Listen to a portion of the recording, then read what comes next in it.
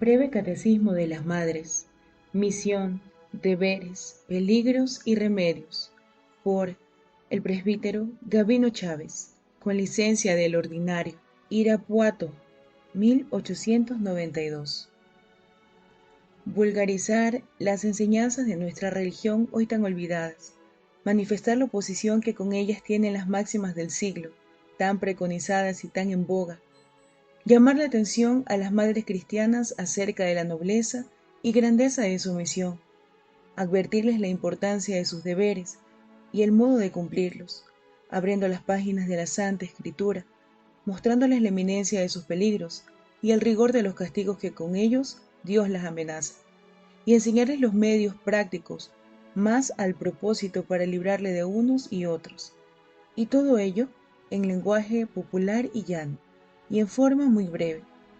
He aquí lo que nos hemos propuesto en este catecismo, que ponemos bajo el auspicio de la que no solo es la Virgen de las Vírgenes, sino también la Madre de las Madres y Madre de Dolores, María Santísima.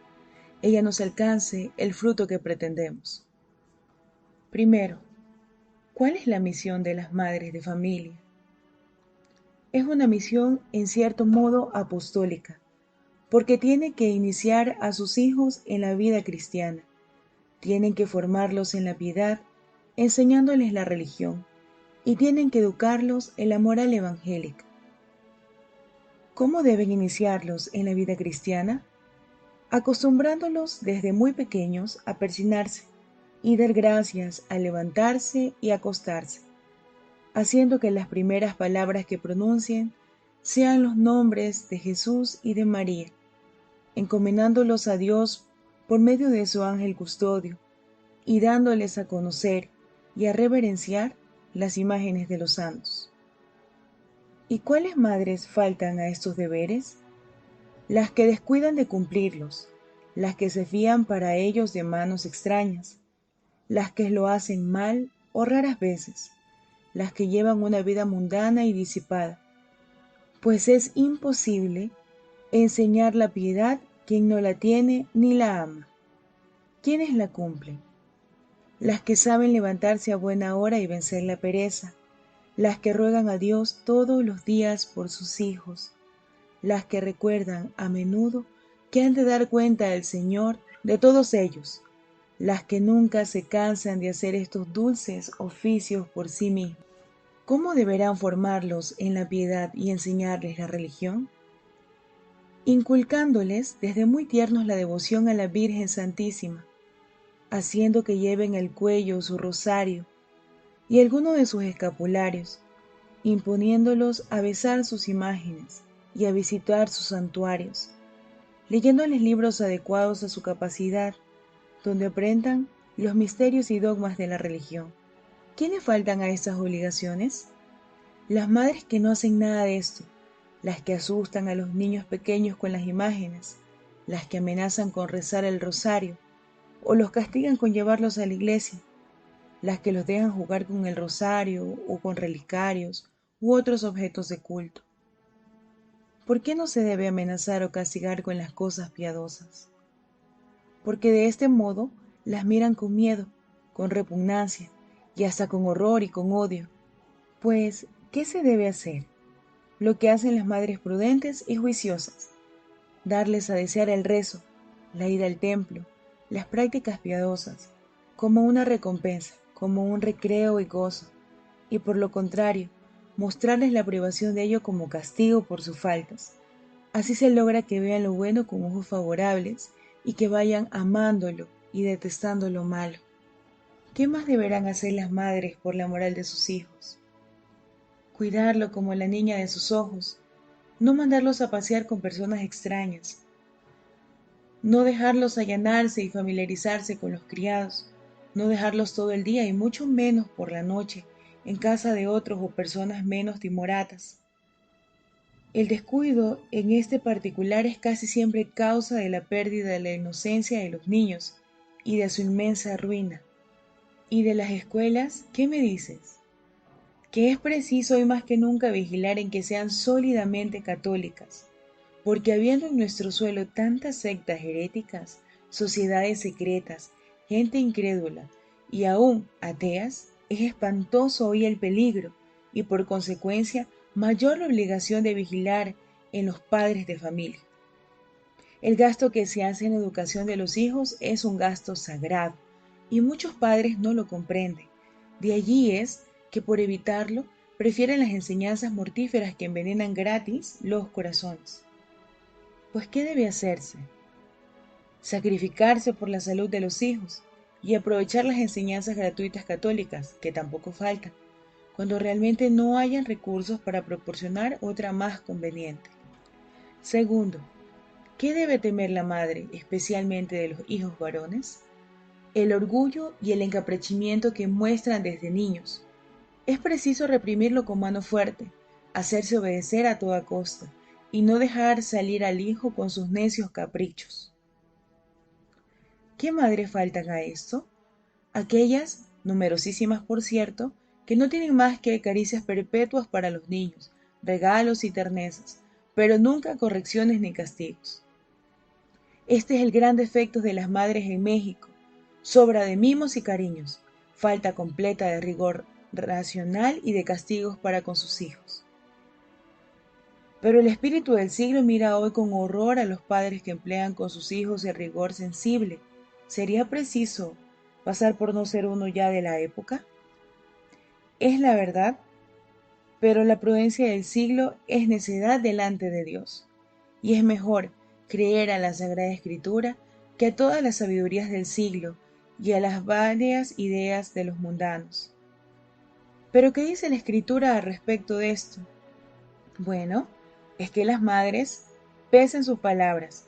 El que perdona la vara aborrece a su hijo. Proverbios 13:24. No quiere quitar el niño el castigo, y si le azota con la vara no ha de morir por ello. Proverbios 23:13. Si tú le azotas con la vara, librará su alma del infierno. Proverbios 14. La vara y la corrección dan sabiduría, mas el niño que se deja a su voluntad avergüenza a su madre. Proverbios 29:15. Mas, ¿qué? ¿El Espíritu Santo realmente manda azotar con vara? La vara significa el castigo corporal y sensible, aunque al pie de la letra no se aplique con vara.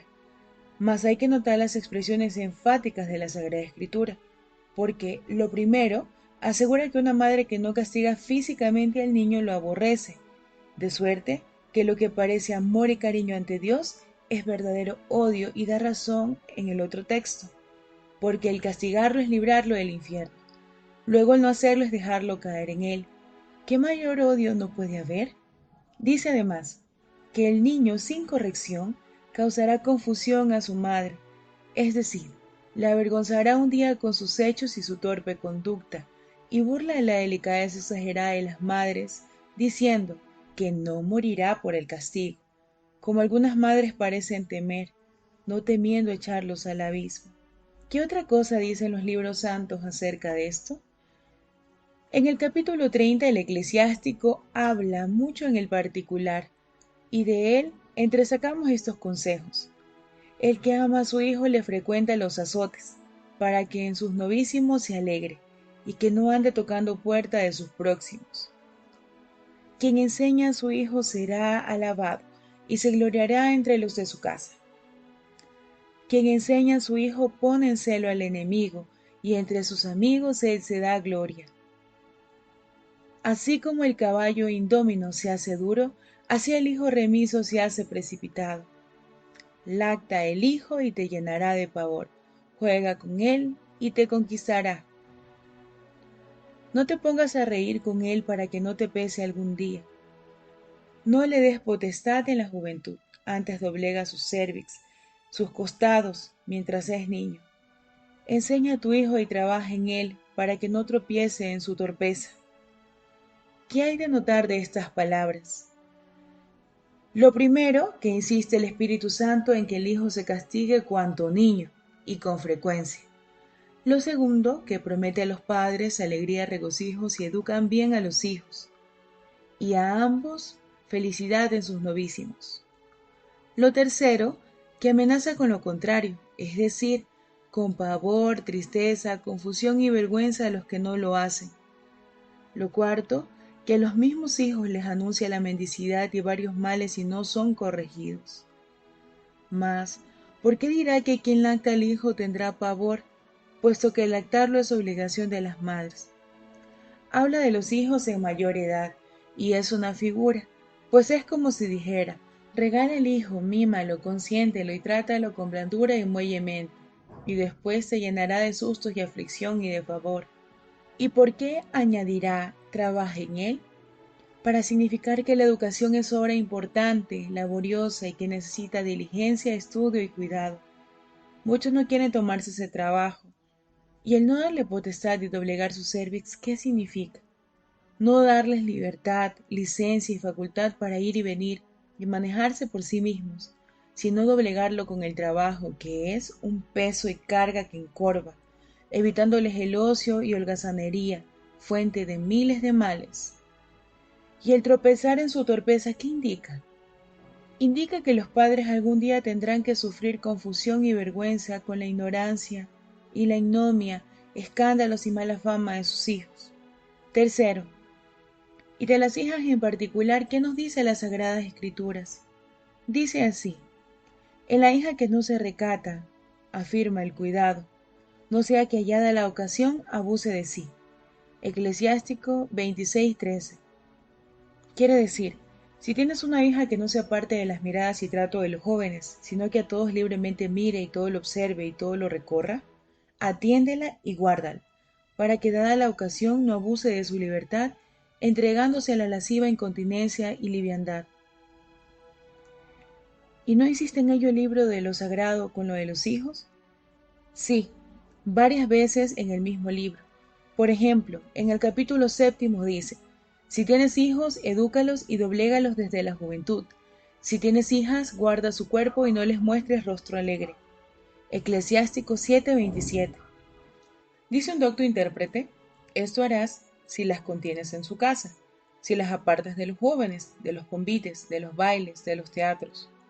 Además, si tu hija siempre tiene a su madre por compañera, si sus sirvientes son castas y púdicas, si nunca escucha palabras indecentes, si continuamente se le inculca el amor a la pureza y al pudor, y el más grande horror a la impureza, entonces se le guarda su cuerpo según este consejo del Espíritu Santo. Mas, ¿no es extraño que recomiende ponerle a las hijas mal semblante? Esto se hace, dice el mismo piadoso autor, tanto para reprimirles la ligereza, libertad y osadía, con la severidad del semblante, cuanto para inspirarles respeto y pudor, a fin de que no se atrevan a ofenderte, y también para que las caricias y blanduras del mismo Padre no le acostumbren a aficionarse a los hombres, haciéndose más libres con ellos. ¿Decís que varias veces repite la misma recomendación? Varias veces. Para que mejor se conozca su importancia, en otra parte dice, asegura el cuidado sobre tu hija liviana, no sea que te haga venir a ser el aprobio de los enemigos por la murmuración de la ciudad y la oposición del pueblo, y te avergüence entre la multitud de la gente. Es decir, como explica siempre Alápide, que a la hija procaz, imprudente, ligera y propensa a la liviandad, es preciso guardarla con mucho cuidado, porque si se le permite tratar libremente con los jóvenes, se perderá y llenará de aprobio a sus padres, haciéndolos la fábula y el escarnio del vulgo. Y en cuanto a permitirle a las hijas desposarse, ¿no dice algo la Sagrada Escritura? Dice, entrega a tu hija a un hombre sensato y harás una obra grande. Eclesiástico 7:27. Se le llama obra grande, explica Cornelio, porque es una cosa difícil y útil, tanto a los padres que se libran de grandes molestias y responsabilidades, colocando a sus hijas como éstas, cuyo pudor se asegura poniéndolas en un estado honesto, y a la república que con la prole crece en números, oficios y méritos. Mas se advierte que se trata de darla a un varón sensato, y esa es la dificultad, y por eso le llama obra grande. ¿Y si la hija no es llamada al matrimonio? Entonces puede entenderse el texto en sentido figurado, y el varón sensato a quien se entrega será Jesucristo, esposo de las vírgenes, siendo entonces la obra aún tanto más grande, cuanto tanto más grande es Dios que los hombres, y cuanto más grande es la virginidad que el matrimonio. De por suerte que el consejo de la Escritura no se reduce precisamente a dar las hijas en el estado del matrimonio. No, sino al que se le ha de dar oportunamente el estado al que elijan, y a que se sientan inclinadas, o como dice el catecismo, a darles estado no contrario a su voluntad. Sexto, ¿cuál es el peligro de las madres? Todos los de los hijos. El peligro de que salgan caprichosos, obstinados, soberbios, iracundos. El peligro de que las hijas se hagan ligeras, livianas, impúdicas, desenvueltas, presuntuosas, amantes del lujo y de las vanidades. El peligro de que unos u otros salgan poco amantes o aún enemigos de la religión, pocos piadosos y aún impíos, inmorales, irrespetuosos. ¿Cómo se incurren estos peligros? Educándolo a los hijos según las costumbres del día, mimándoles, acariciándolos en demasía, dándoles una libertad que no les conviene, fomentando el lujo en las hijas, llevándolas al teatro y a los bailes por pretexto de cultura, y dejándolas familiarizarse con varones para que tengan trato. Son demasiados los peligros de las madres. No, eso no es todo. Hay ahora gran peligro en las lecturas, novelas numerosas y malsanas que ensalzan el suicidio, pintan con hermosos colores el adulterio, burlan las órdenes religiosas, encarnecen lo sagrado. Eso pulula por todas partes. Préstensela a los jóvenes y serán una cosa insaciable. De empeño escóndelas de los ojos de las madres, si es que ellas mismas no se las facilitan y recomiendan, o por lo menos no le den ejemplo, manejando delante de ellas esta clase de libros. Y estos libros los conoce la Iglesia. No solo los conoce, sino que tiene severamente prohibido el uso de estos libros. Todas las novelas de autores de fama están prohibidas en el índice de los libros prohibidos y es pecado grave el no respetar estas disposiciones de la Iglesia. Y si se trata de libros que además de la moral atacan el dogma, hay también peligro de excomunión para quien los lee y los conserva. Pero advierto que todo eso va contra los usos y costumbres actuales, pues hoy se usa dar la libertad a los hijos, recomendar en las escuelas que nunca se les castiga con cosa dolorosa, dejarlos tratar con sus iguales, independerlos desde muy temprano, llevarlos a todo lo que es de diversión y de recreo, en fin, todo lo contrario a lo que estaba diciendo. ¿Cómo replican los deberes de la religión con los usos de la época? No hay que intentar tan conciliación, pues dice el Santo Espíritu, que no ha de haber ninguna entre Cristo y el demonio, ni entre la luz y las tinieblas. Segunda de Corintios 6:15. Y el Señor, Pío IX, dijo que la Iglesia no podía conciliarse con el progreso y la moderna civilización, que son pura corrupción, lo que infiere, pues, de esta oposición entre las máximas y costumbres actuales con la ley de Dios, es que el mundo no ha dejado de ser, como siempre ha sido, uno de los tres enemigos del alma, y que el modo como nos tienta es trayéndonos los dichos y usos de los mundanos. Pues, ¿qué debe hacerse? Desechar las máximas del mundo y seguir a Jesucristo, no queriendo servir a un tiempo a dos señores. Lo que el Evangelio declara es imposible. Mateo 6:24. Y añadiremos que este es tal vez el mayor de los peligros de las madres, el vivir entre los usos y costumbres más opuestas al Espíritu de Dios, y verlas no obstante puestas en boga y aún preconizadas como sabiduría y gran adelanto. Quinto, pues ¿qué medios y remedios podrán practicarse para librarse de los peligros y poder cumplir con tan graves obligaciones? Los remedios solamente los tiene y enseña nuestra santa religión, contra las máximas del mundo, las máximas del Evangelio, contra los dichos y hechos de los mundanos, los dichos y hechos de los santos, contra las modas y las bogas del día, las eternas verdades de la moral cristiana, contra los malos y perversos libros, los buenos que no faltan y los libros sagrados sobre todo. Mas, ¿qué atinar a escoger lo bueno y dejar lo malo? ¿Qué hacer? Buscar un director prudente e instruido, frecuentar los sacramentos, llevar una vida piadosa. Una madre mundana jamás podrá sacar una hija que no lo sea.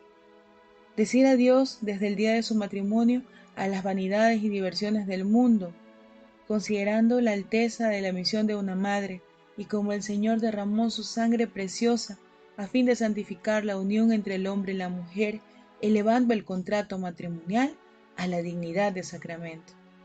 ¿Qué otros medios pueden tomarse? Ejercitarse en las buenas lecturas, Son dignos de recomendar a las madres, la mujer fuerte y la mujer piadosa del señor Landriot, la mujer cristiana de Madame Mercier, los deberes de la mujer cristiana de la señora Livia, el manual de las madres cristianas de Roca y Cornet, la vida de Virginia Bruni, entre otros.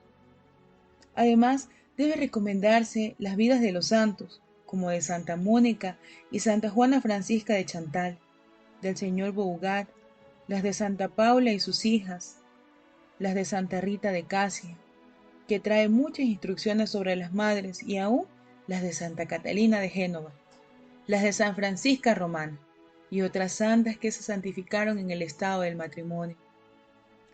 Pero estos libros formarían un estante lleno, nada que extrañar, pues muchas tienen estantes llenos de malditas novelas y de libros ligeros e inútiles. Oportunísimo sería que se formasen colecciones de obras sólidas y cristianas, en las que pudiese hallarse al mismo tiempo solaz y provecho, y a las asociaciones de madres tendrían que comprar para formarse como una biblioteca común, escogida, aunque pequeña.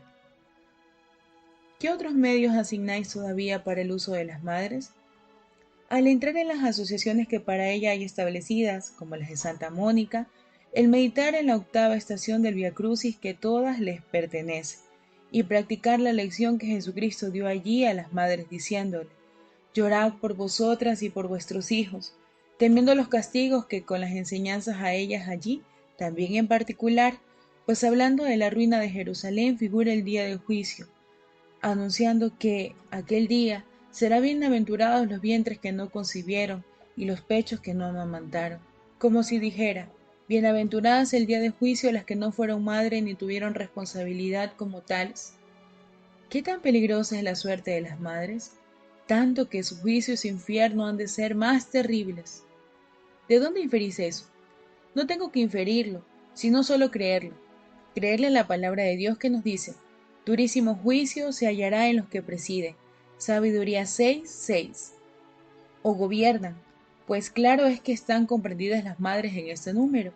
Y eso en cuanto al juicio, que en cuanto al infierno dice: los que ejercen potestad poderosamente serán atormentados.